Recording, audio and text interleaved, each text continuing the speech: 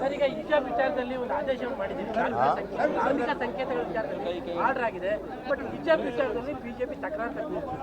ಹಿಜಾಬ್ ಯಾಕೆ ಹಿಜಾಬ್ ಒಂದೇ ಅಲ್ಲ, ಶನಿವಾರ ಹಾಕೊಳ್ಳೋರು, ಶಿವದಾರ ಹಾಕೊಳ್ಳೋರು, ರುದ್ರಾಕ್ಷಿ ಹಾಕೊಳ್ಳೋರು ಅವರೆಲ್ಲರಿಗೂ ಕೂಡ ಹಾಕಬಹುದು. ಅವರವ್ರ ನಂಬಿಕೆಗಳಿಗೆ ಅನುಗುಣವಾಗಿ ಹಾಕಬಹುದು. Up to 12th ಸ್ಟ್ಯಾಂಡರ್ಡ್ವರೆಗೆ.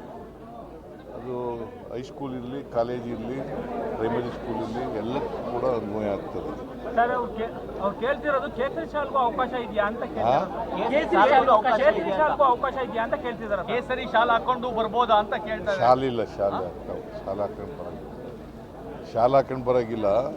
ಟರ್ಬನ್ ಹಾಕಬಹುದು, ಜನಿವಾರ ಹಾಕಬಹುದು, ಮತ್ತು ಶಿವದಾರ ಹಾಕಬಹುದು, ರುದ್ರಾಕ್ಷಿ ಹಾಕಬಹುದು, ಮತ್ತು ಹಿಜಾಬ್ ಹಾಕಬಹುದು. ಕೇಸರಿ ಟರ್ಬನ್ ಹಾಕೊಂಡ್ ಬರ್ಬೋದಾ ಅಂತ ಅವ್ರು ಹೇಳ್ತಾರೆ. ಕೇಸರಿಯನ್ನ ಬಿಂಬಿಸುವಂತ ಟರ್ಬನ್ ಹಾಕೊಂಡ್ ಬರ್ಬೋದಾ ಅಂತ ನೀವು ಹೇಳಿದ್ರೆ ಟರ್ಬನ್ ಅಂತ ಹೇಳಿದ್ರೆ. ಟರ್ಬನ್ ಅಂತಂದರೆ ಈಗ ಪ್ರಾಕ್ಟೀಸ್ನಲ್ಲಿ ಇರೋ ಅಂಥದ್ದು ಹೊಸ್ದಾಗಿ ಮಾಡೋಕ್ಕಾಗಲ್ಲ. ಯಾವುದೇ ಪ್ರಾಕ್ಟೀಸ್ನಲ್ಲಿದೆ, ನಂಬಿಕೆಗಳು ಇದ್ದಾವೆ ಇಲ್ಲಿವರೆಗೆ, ಅವು ಮಾತ್ರ. ಸರ್, ಈಗ ಪ್ರೈಮ್ ಮಿನಿಸ್ಟರು ಸೇವ್ ಮಾಡಬೇಕು, ಡೀಸೆಲ್ನ ಸೇವ್ ಮಾಡಬೇಕು ಅನ್ನೋ ಕಾರಣಕ್ಕೋಸ್ಕರವಾಗಿ ತಮ್ಮ ಕಾನೂನಿನ ಬೆಂಗಾವನ್ನೇ ಕಟ್ ಮಾಡ್ಕೊಂಡಿದ್ದಾರೆ. ಆ ಥರದ ಪ್ರಾಕ್ಟೀಸ್ ಬೇರೆ ಸ್ಟೇಟ್ಗಳಲ್ಲಿ ತುಂಬ ಕರ್ನಾಟಕ ನಡೆಯುತ್ತೆ. ಬೇರೆ ಸ್ಟೇಟ್ಗಳಲ್ಲಿ ಇದೆಯಾ ಅಂತ ನೋಡೋಣ. ಕರ್ನಾಟಕದಲ್ಲಿ ನೀವು ಏನೇ ಮಾಡಿದ್ರೂ ಕೂಡ ಅದು ತಾತ್ಕಾಲಿಕ ಆಗ್ತದೆ. ಮತ್ತು ಇವರು ಪ್ರೈಮ್ ಮಿನಿಸ್ಟರ್ ಹೇಳಿರ್ತಕ್ಕಂಥದ್ದು ಅದು ಸರಿಯಾದಂಥ ಕ್ರಮ ಅಲ್ಲ. ಅದ್ರ ಬದಲು ಈಗ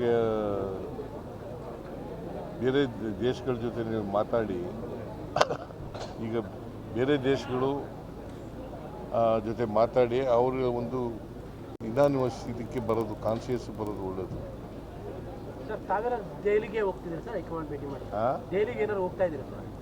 ದೆಹಲಿಗೆ ಹೈಕಮಾಂಡ್ ಭೇಟಿ ಮಾಡೋದಕ್ಕೆ, ಸಂಪುಟ ಪುನರಚನೆ ವಿಚಾರ, ಕ್ಯಾಬಿನೆಟ್ ಪುನರಚನೆ ವಿಚಾರ ಇಲ್ಲ, ಅವ್ರು ಕರೆದಾಗ ಹೋಗ್ತಾರೆ. ಅಲ್ಲ 15ನೇ ತಾರೀಕು ಟೈಮ್ ಫಿಕ್ಸ್ ಆಗಿದೆ. ನಿನ್ಗೆ ಹೇಳ್ಬಿಟ್ರಾ? ಅಲ್ಲ, ನಿನ್ಗೆ ಹೇಳಿದ್ರೇನೆ. ನಮಗೆ ಹೇಳಿಲ್ಲ ಸರ್. ಮತ್ತೆ 15 ಅಂತ ಯಾಕೆ ಹೇಳಿದೆ? ಅಲ್ಲ, 15 ಅಂತ ಯಾಕೆ ಹೇಳಿದೆಪ್ಪ? 15ನೇ ತಾರೀಕು ಅಂತ ಯಾಕೆ ಹೇಳಿದೆ? ಯಾರು ಮಾಹಿತಿ? ಎಲ್ಲಿ ಮಾಹಿತಿ? ನಾನೇ ಹೇಳ್ತಾ ಇದ್ದೀನಲ್ಲ, ಮಾಹಿತಿ ನಿಂಗೆ ಯಾಕೆ ಹಿಂಗೆ ಸಿಗುತ್ತೆ?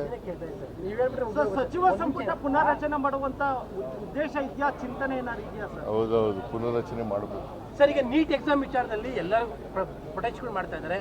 ಹೈಯರ್ ಎಜುಕೇಶನ್ ಮಿನಿಸ್ಟರ್ ಹೇಳ್ತಾ ಇದ್ದಾರೆ ನಮಗೆ ಕೊಟ್ಬಿಡಿ ನೀಟ್ ಮಾಡೋ ಜವಾಬ್ದಾರಿ ಅಂತ. ತಾವೇನಾದ್ರು ಆ ಥರದ ಪ್ರಪೋಸಲ್ ಇಟ್ಕೋತೀವಿ? ನೋಡಪ್ಪ, CET ನಾವು ಮಾಡಿದ್ದು, ಅವರು ನೀಟ್ ಅಂತ ಮಾಡಿದ್ರು. ಅದನ್ನು ಸರಿಯಾಗಿ ಮಾಡದೆ ಹೋದರೆ ಈಗ ಪಾಪ ಓದಿರತಕ್ಕಂಥ ಪರೀಕ್ಷೆ ಬರೆದಿದ್ದವು ಅವೆಲ್ಲ ಏನಾಗಬೇಕು ಅವ್ರ ಕತೆ? ನೀವು ಮೊದಲು ಕೇಂದ್ರ ಸರ್ಕಾರನ ಟೀಕೆ ಮಾಡಿ.